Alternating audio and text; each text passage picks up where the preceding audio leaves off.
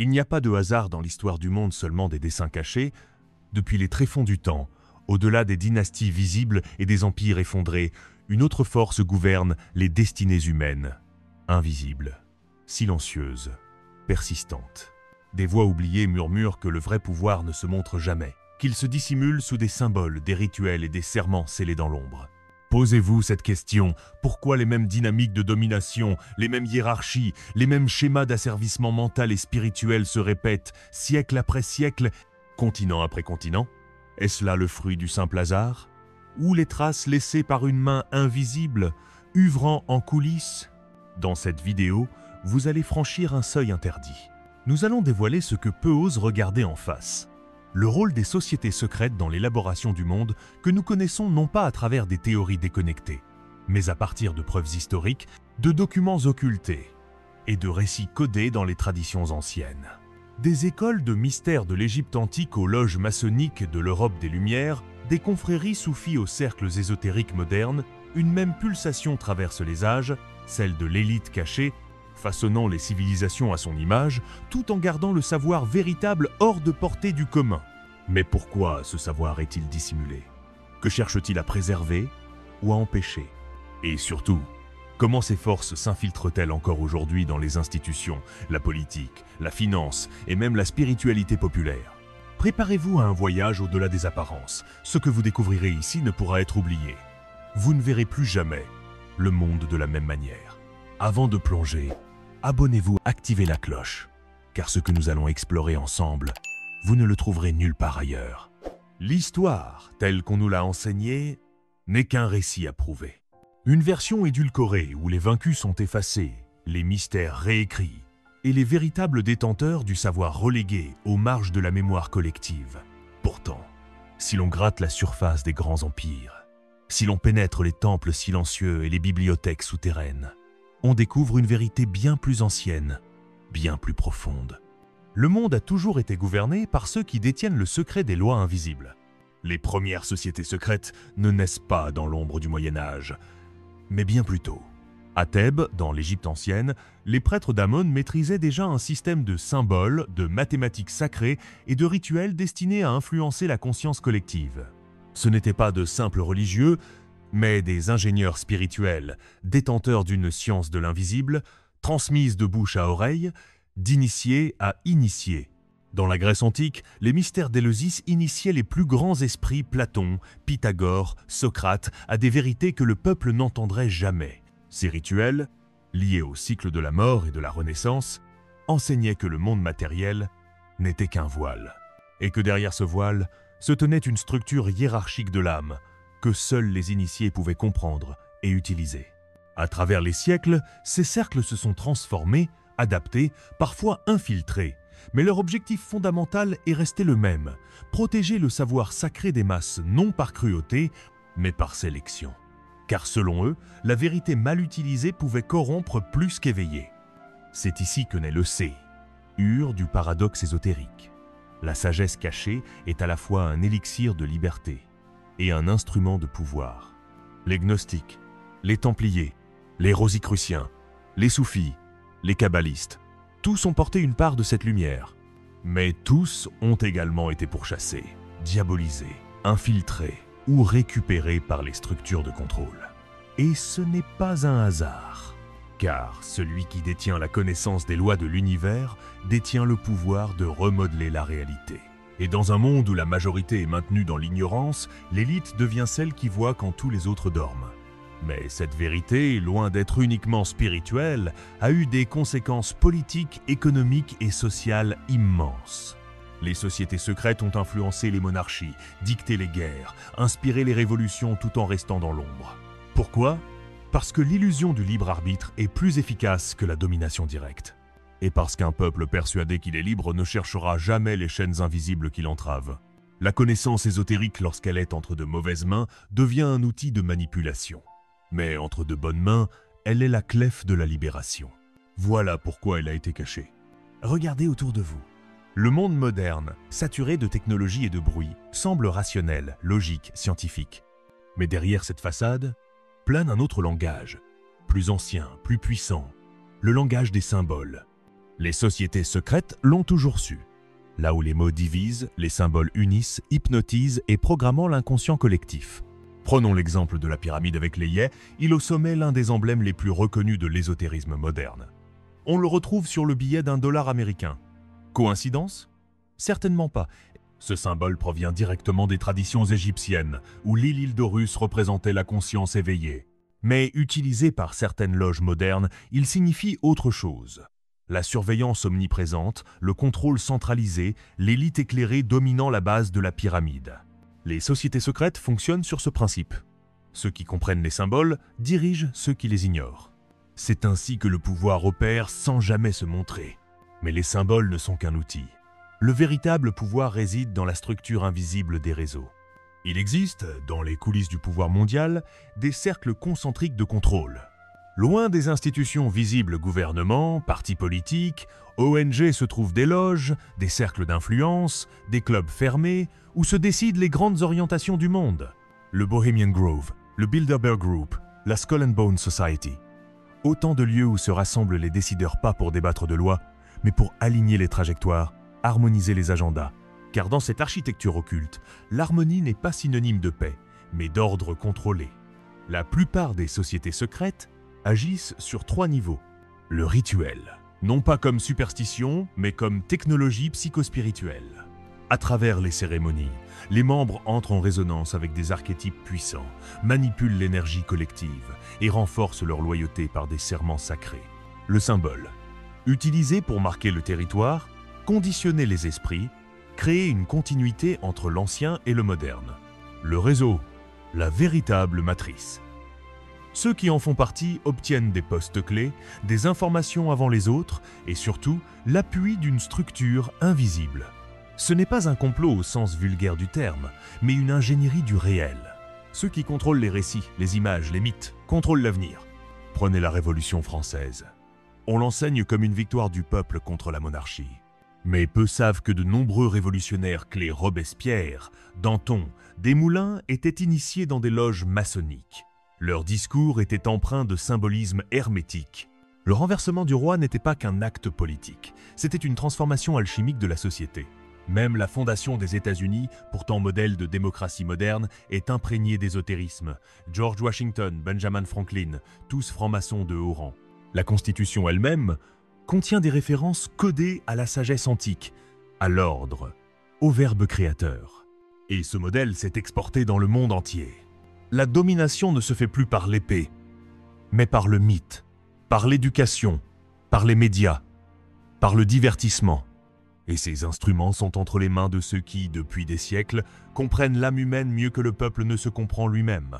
Mais une question demeure, pourquoi tant de soin à cacher tout cela? Pourquoi coder, voiler, travestir?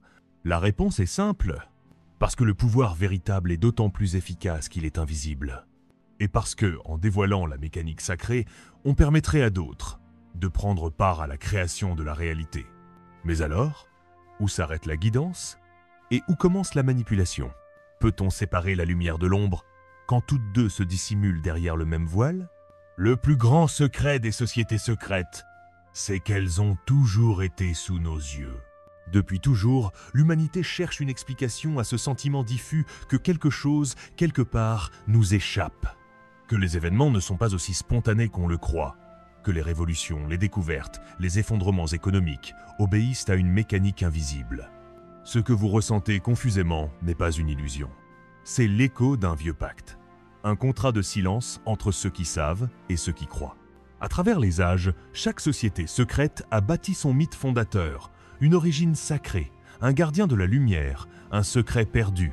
Mais ces récits, loin d'être de simples légendes, servent un but précis, orienter le sens de l'histoire.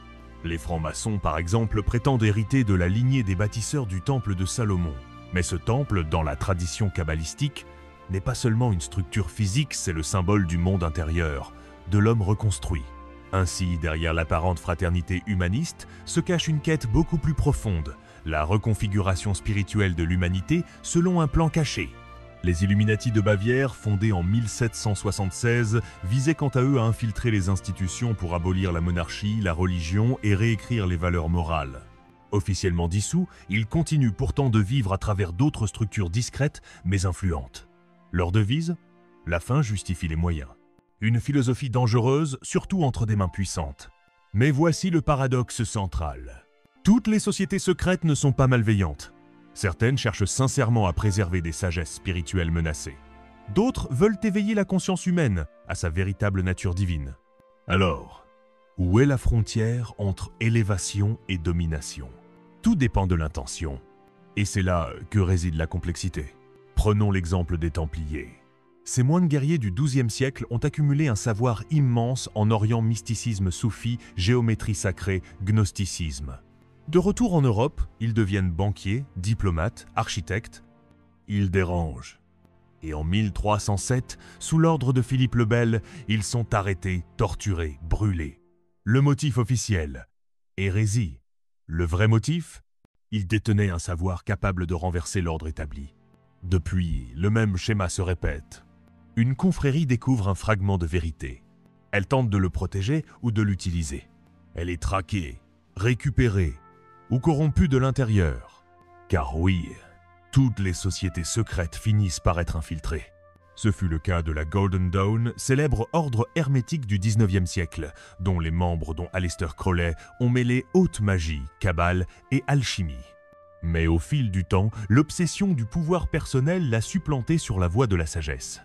Même les religions elles-mêmes, à leurs origines, étaient des sociétés secrètes. Le christianisme primitif, par exemple, utilisait des symboles codés le poisson, la vigne, le pain pour communiquer clandestinement. Ces rites initiaux étaient ésotériques, avant d'être institutionnalisés et dépouillés de leur force intérieure. L'histoire nous montre donc que le secret est une épée à double tranchant. Il protège la sagesse des profanateurs. Mais il attire aussi les manipulateurs, les égos avides, les architectes du mensonge. Alors que reste-t-il aujourd'hui de ces sociétés secrètes ? Elles sont toujours là, mais plus subtiles. Elles ne perdent plus seulement dans des caves éclairées à la bougie.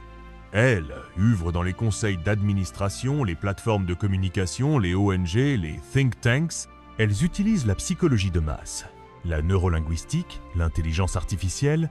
Elles façonnent les récits, les tendances, les croyances. Et pourtant, tout est encore codé. Regardez les logos, les slogans, les rituels modernes. Les initiateurs du passé ont transmis leurs clés. Mais pour les lire, il faut éveiller l'intérieur. La vérité ultime ? Les sociétés secrètes ne contrôlent pas le monde, elles contrôlent la perception du monde. Et en façonnant la perception, elles façonnent la réalité. Celui qui ne sait pas qu'il est enchaîné ne cherchera jamais à se libérer. Maintenant que le voile a été levé, que reste-t-il à faire ? Fuir ce monde contrôlé. Le dénoncer sans fin ? Non. Car les véritables sociétés secrètes ne cherchent pas seulement à dominer, elles enseignent une vérité fondamentale. Le monde extérieur n'est que le reflet de notre monde intérieur. C'est là que commence la grande inversion. La manipulation que nous subissons dans les médias, les dogmes, les symboles, n'est possible que parce que nous avons perdu le contact avec notre propre centre. Alors, plutôt que de pointer les architectes de l'illusion, redevenons les architectes de notre propre conscience. Voici comment. Les symboles sont partout. Chaque publicité, logo, monument, encode un message. La majorité les consomme passivement, mais l'initié apprend à les lire. Exercice. Pendant une journée, observez le monde comme un rêve plein de signes. Que signifient les formes que vous voyez ? Pourquoi tel motif est-il répété ? Quelles émotions ces images éveillent-elles en vous ? Ce simple changement de regard brise la passivité. Il restaure votre liberté de perception, première étape vers la souveraineté intérieure. Les sociétés secrètes l'ont toujours su. L'inconscient dirige 95% de notre vie. Et c'est là que s'impriment les messages symboliques, les croyances collectives, les peurs héritées. Technique. Le rituel personnel. Chaque matin, allumez une bougie. Récitez une affirmation puissante comme « Je suis le centre de ma réalité. Rien ne peut manipuler ce que je choisis de voir. » Inspirez profondément. Visualisez une lumière dorée vous entourant, repoussant toute influence extérieure. Ce rituel quotidien vous reconnecte à votre axe sacré. Il transforme l'acte banal de se lever en un acte magique de réappropriation. Ceux qui veulent vous contrôler ne brûlent plus les livres, ils les rendent invisibles. Beaucoup de sagesse ont été cachées dans les écrits gnostiques, hermétique, soufi, tantrique. Commencez par le Kybalion des trois initiés, l'Évangile de Thomas, un texte gnostique nié par l'Église, la table d'émeraude d'Hermès Trismégiste. Ces œuvres activent d'une mémoire profonde. Elles ne s'apprennent pas, elles se réveillent en vous. Les sociétés secrètes opèrent en cercle pour amplifier l'énergie collective. Pourquoi ne pas créer le vôtre? Un espace sacré avec quelques amis, dédié à l'étude, à la méditation, à l'exploration des symboles. Pas pour dominer, mais pour se libérer ensemble. Un cercle n'est pas une prison, c'est une spirale vers le haut. Chaque jour, vous êtes le héros d'une quête. Votre travail, vos relations, vos luttes font partie d'une initiation invisible. Ce que les sociétés secrètes font à l'échelle d'un pays, vous pouvez le faire à l'échelle de votre être. Reprenez le contrôle de votre histoire. Réécrivez vos croyances. Devenez votre propre société secrète. Car au fond, le secret ultime n'a jamais été réservé à une élite. Il dort en chacun de nous, sous la cendre du quotidien. Et celui qui ose rallumer sa flamme devient, à son tour, un gardien du feu sacré. Il y a deux façons de cacher un secret, le dissimuler ou le montrer en plein jour. Tout au long de cette exploration, nous avons effleuré les voiles d'un monde dans l'ombre. Un monde qui ne se gouverne pas par la force brute, mais par l'architecture subtile des idées, des symboles et des récits. Un monde où les vérités les plus puissantes sont toujours masquées derrière des portes invisibles, dont les clés ne sont pas en or, mais en conscience. Les sociétés secrètes ont marqué chaque chapitre de notre histoire, parfois comme des gardiennes de la lumière, parfois comme les forgerons silencieux des chaînes mentales. Elles ne sont pas une aberration de l'humanité, elles en sont le miroir, car au fond, elles ne font que refléter une loi universelle. Ce qui est sacré doit être protégé, et ce qui est protégé finit toujours par être convoité. Le contrôle qu'elles exercent n'est pas absolu, il n'est pas non plus invincible, car il repose sur un seul et unique fondement, notre ignorance de nous-mêmes. Mais si vous avez écouté jusqu'ici, alors quelque chose en vous s'est éveillé. Un soupçon, une vibration, un rappel d'un savoir oublié. Celui que vous aussi, vous pouvez pénétrer les mystères. Que vous aussi, vous pouvez décoder les symboles, voir derrière les voiles et redevenir l'architecte de votre propre destinée.